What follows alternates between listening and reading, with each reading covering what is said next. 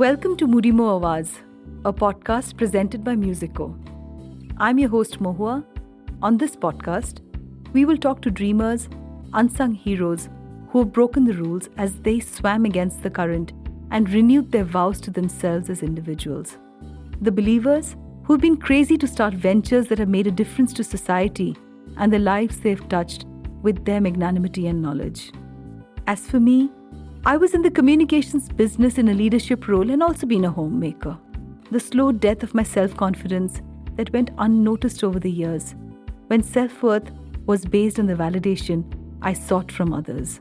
Quoting the author Elif Shafak, do not go with the flow, be the flow. Hi, in today's episode we have Siddarth Abraham. He's a musician, fitness instructor. He is the quintessential true blue Bangalore boy with an extremely warm persona and an easy body basic approach towards fitness. So you know what? I met Sid when he ran Hypermonkey, a fitness center in Bangalore, where he taught his students to use the body to create a momentum towards fitness and agility. So Sid says his method is to use various ways of the body with tools that's available around to create a fun workout. Welcome, Sid, in my episode today. And tell us, where did this whole genesis of fitness begin for you? Thank you, Mama. Thank you for having me here. My journey of fitness actually started a little late in life. Maybe I was about 18 years old. It started off with me learning martial arts. I got into kickboxing, and it was something that I've always wanted to do. Okay. I grew up on the culture of watching so many Jackie Chan and Jet Li movies, and I was like, oh, I must learn how to do this. And somehow, I think the universe just gave me an opportunity to learn kickboxing, and I took it. I trained for about a couple of years, and then I started taking classes. And as I was taking classes, I realized that this was something that I would love to do. And it just kept me going from there. And I realized that it was all about doing different things, not just getting stuck on to doing one kind of thing, trying and integrating different aspects into that lifestyle that I had developed at that moment. And I discovered that it was so refreshing to add when you realize that there are so many aspects to it and you don't have to just get stuck onto one particular style of things. And from there, from the martial arts thing, I opened out into functional fitness. I got interest in weights as well. And I realized that the body has so much to do, and it gives you exactly what you want to take it to. So it's very interesting, Sid, when you say this, because, at 18, invariably when you're in college, fitness is a career, but it's not a career. That's how in India, or I don't know how it is world over, but in India, in most homes, they would think that, the child is going to go and do an MBA, or they would become a doctor, they would become an engineer, because you think, that in these sort of professions, your salary and your money is always, you're assured of an income. Of course, now with this pandemic and, everybody's rethinking about things which they had never ever imagined. So to me, I have so much of respect for being able to pursue what you passionately believe in. But tell me something at home when you told your people, your parents, that you're going to pursue fitness as a career. They were okay with it? Your friends were okay with it? How did it go? So initially there was a little bit of there was some hindrance. Like, parents will be parents. They are of course concerned. They've never seen people make money out of doing something that you're passionate about, especially. And I used the excuse of taking a break year. I said, I'll need a break year after college. Let me just discover what I want to do. And then instead of us wasting money on a course or a degree that I may not be interested in later on, let me just try and figure things out. In that 1 year, How did you have that clarity, Siddarth, that you wanted to take that break? Because at that point, I didn't really know exactly what I wanted to do. And I'd always believed, this is something that I believed growing up as well. And I got a little more clarity maybe when I reached about 16, was that I would like to do something that I enjoy doing. I would love to do something that I enjoy doing. And I also have a theory that if I do what I love doing, money will come on its own. I don't have to really force myself to it. And at that time, living at home, you're really not thinking that, oh my God, I'm going to be out on the streets or anything at that moment. So I didn't really have that fear. And when I took my break year, I got into the whole fitness thing with the classes and everything else. And I realized I was making money out of it. And I was making quite a good amount as well.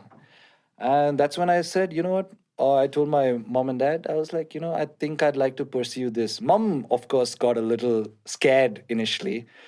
There were a lot of conversations, shouting matches, back and I would forth. never I think. imagine shouting matches with you, considering what a gentle person that you are. I mean, I've No, known you no. so long, so I'm telling you, mothers can push buttons that anybody can it just flares up like that. So yeah, there were those on and offs and all, but she kept trying to push me into it. She's like, okay, you do this, but also try and get something else to help you simultaneously. You do this, but also do that.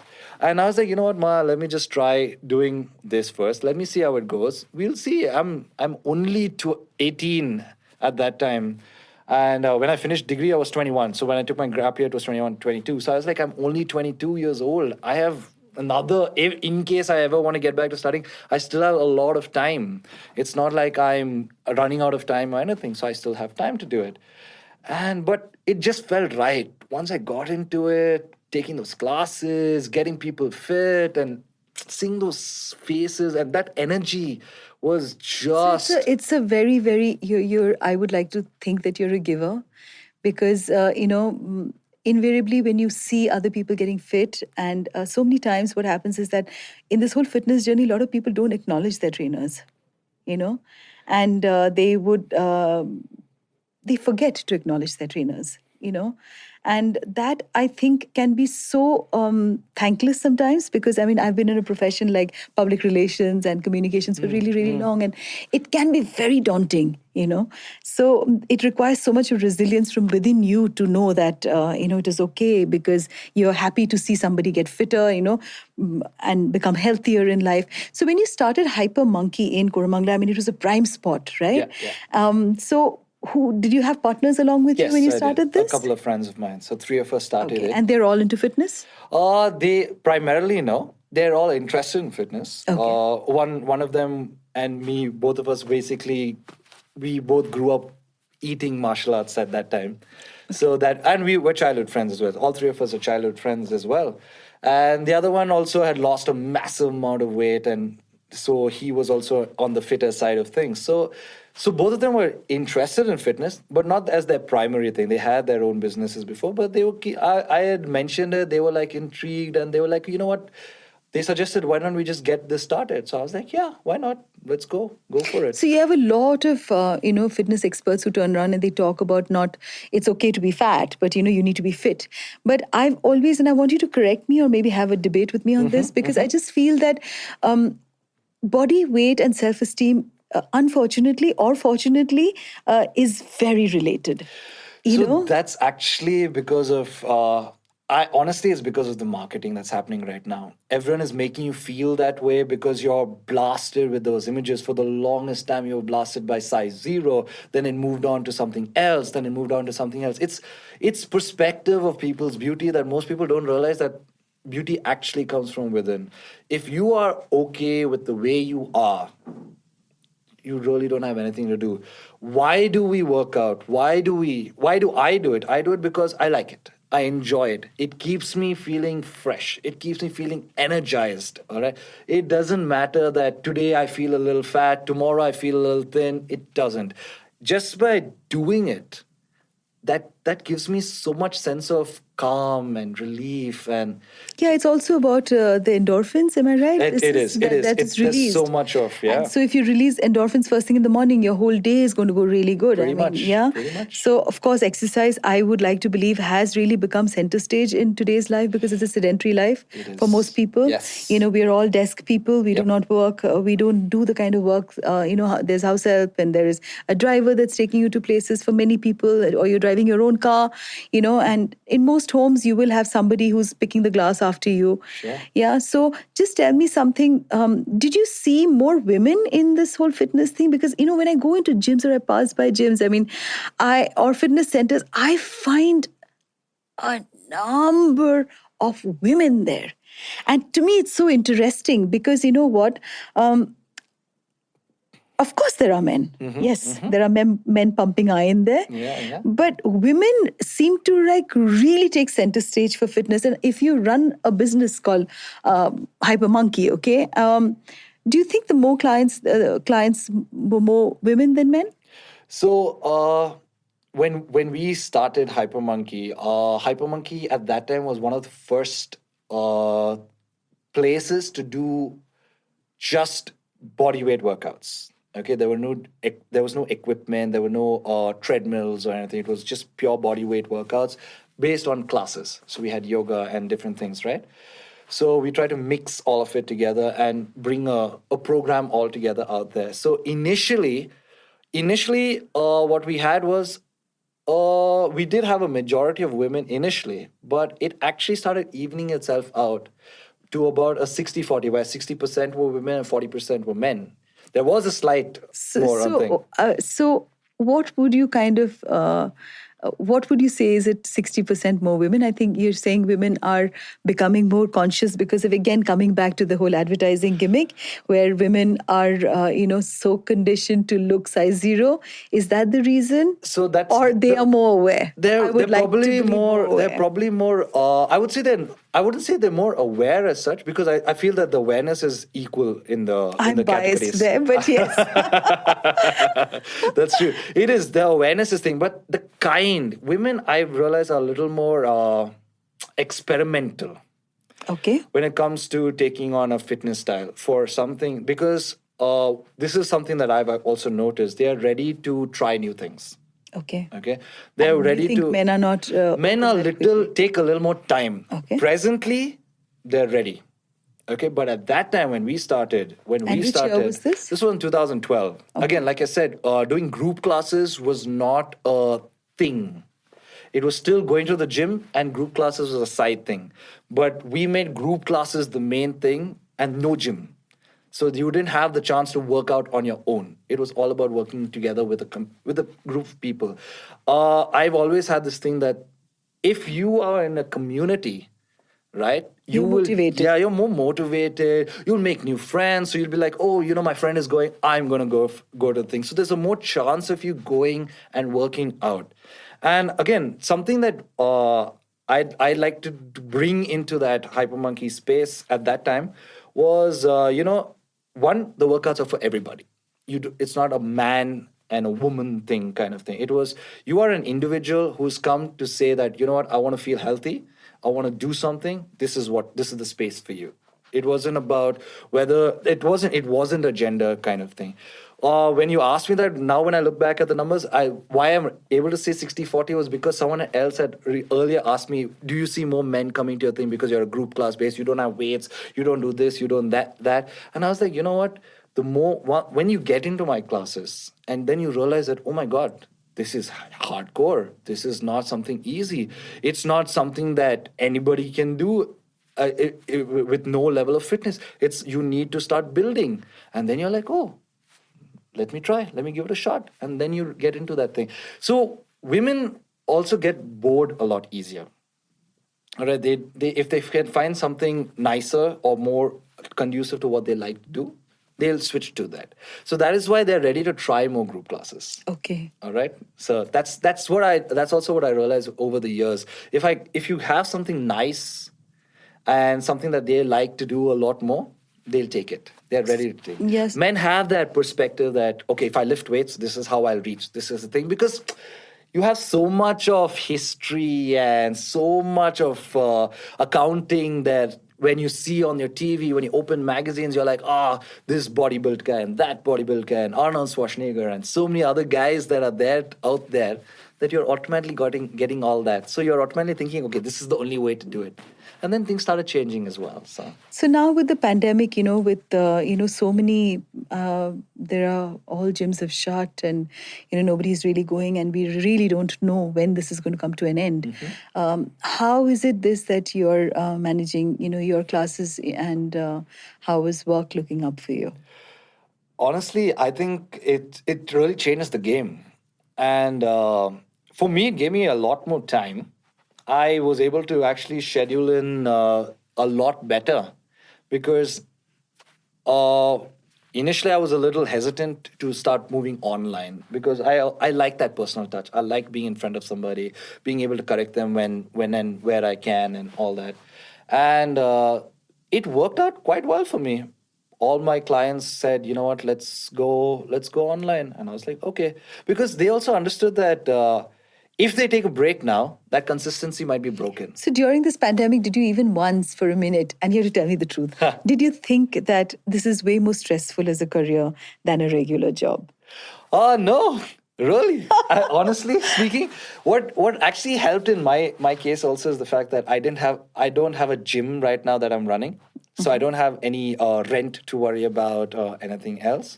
So that worked a lot in my favor as well. So when people just said, let's just move online, it pretty much took out. So you start your day at what time? I'd start at 6:30 in the morning. Okay. And it goes on till... It'll go on. So again, because I got to choose my times and everything else, I kept it simple. I didn't do too much. I took how many of the clients I'd like to take. I had about 6 to 7, which is what I wanted.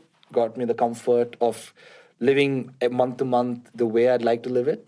Okay, got me the time to do whatever else I'd like to do. Like I caught up on reading, I got into meditation, I started a new course. It was fun. I really enjoyed it.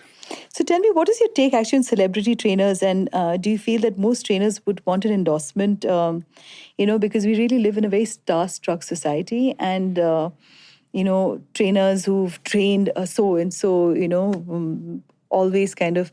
So most trainers also, especially, I don't know how much it is in Bangalore, but in Bombay, there is this huge trend, and we do read about them all over the newspapers. So do you think this trend was also there in Bangalore? And if it's there, do you think it makes sense to, be associated with somebody who's known, for trainers? Because does it come as an endorsement? I'm sure it would help. Personally, I never really noticed all this because this was something that I never did for endorsement or anything else. I did it for me. That's because you're the Bangalore boy. So yeah, I did it for me. I did it because I could see what it did for other people as well, and that was my piece with it. It wasn't about. But everybody's really out there now. Everybody is talking I guess so. Fitness and talking about nutrition, because I think people have got a lot more income to indulge, and make their lives better, of course, because of the sedentary life that they lead, But again, coming back to the things that you like to do outside your fitness and your training, Sure. You're a musician, yes. Okay? And tell me a little about your music. Can we call it a career? So right now it's still a passion project. I haven't made it a career yet. We're trying to, but again, like I said, it's still more of a passion thing. I go with the flow. If it happens, it happens. If it doesn't, it's fine. I'm still enjoying it. For me, the process is if I'm enjoying it, I'm okay with it. And that's how it is. So I do have a band called Solder. We did release an EP recently. What is it called? It's called Buttons. Okay. And it's available on all platforms as well. So okay. What is the song all about? We have 4 songs actually in that. We have a song called Better, which is about, I had actually got inspired. That song I'm a little personally connected with it because I got inspired when I saw this whole viral thing about how a whole community of gay people put out this video saying that, everything gets better. And they just went and they were telling people who were scared and just sent out this viral video saying that, things get better, don't worry. No, it's such an important message said at this time in life. Yeah, so... Because people are so isolated right now, and I don't think any one of us was prepared for this. For sure. So yeah, so that was what that song is about. All our songs that way when we So do written you is write all your own songs? yes, yes, You're a writer too. yes. I'm a singer songwriter as well. Yeah, I do Okay. compose. I am trying to compose some more music, for myself as such. But let's see how that goes. I'm just trying to, like I said, And as the creative what are the thing. other things? Then I am training to be a counselor as well, Okay. because I think the skills that I are think I can vouch for that. it helps. It helps to add. I believe that uh, there are so many things that we can do in life, and if you can find the things that you enjoy You are doing a in life, giver. I you just repeat you just again. you just go and I do it. don't think somebody's been, you've been able to look at yourself, you know? Yes.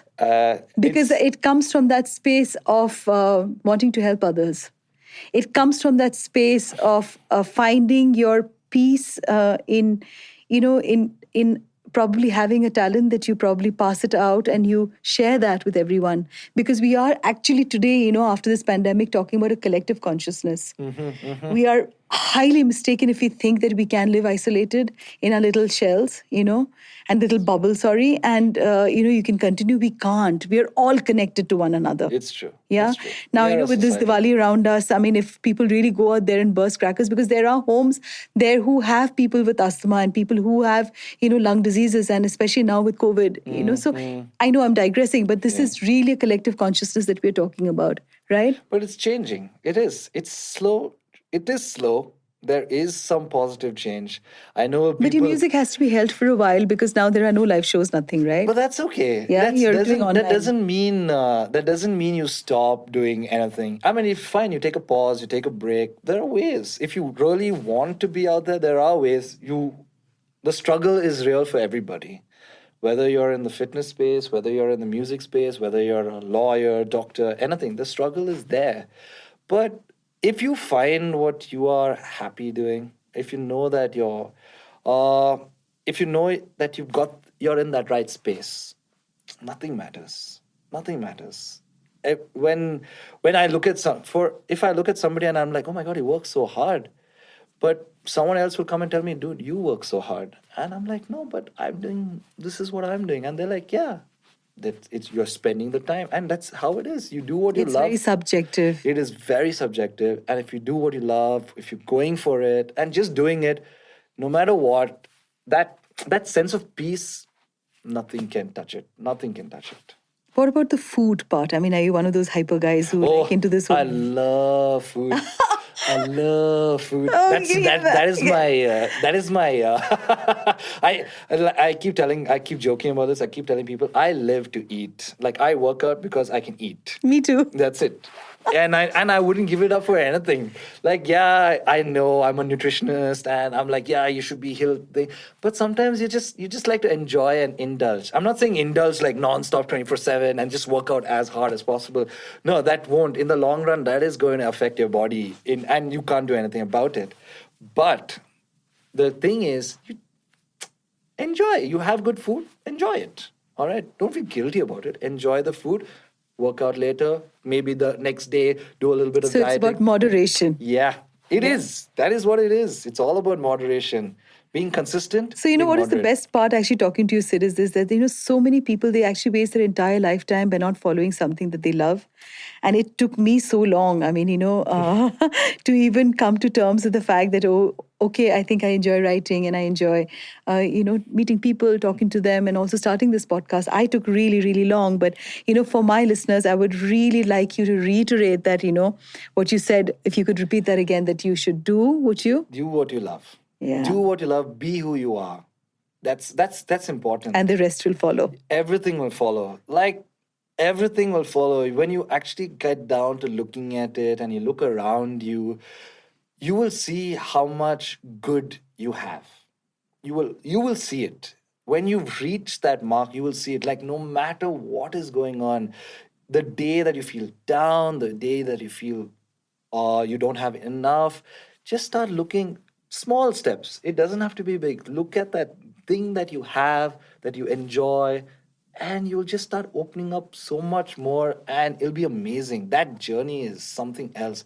Like I'm still learning so much every day about myself. That journey of exploration is That doesn't stop for anybody. It doesn't just stop. continues. And I you think. shouldn't stop it. You Yeah. shouldn't say that, you know what, You get very jaded this is then. it and I'm done. I don't want to do anything more. I will stay and continue. Even in that thing that you're continuing, just by looking at it from a different perspective here and there. Oh, I completely relate to that because to me, it's that I would never ever be jaded. I would continue to do things that I, like and I love, and I think that's what also keeps me going. So thank you so much, Sid, for being on the show. Thank you so much And for having me, Mawa. yeah, and Sid's mantra, as he says, is fit, happy, hyper, where Yeah. every workout is a fun workout. Hyper monkey _ Sid is where you can find him, and he's just the guy. Thank you, Sid. Thank you, Mawa.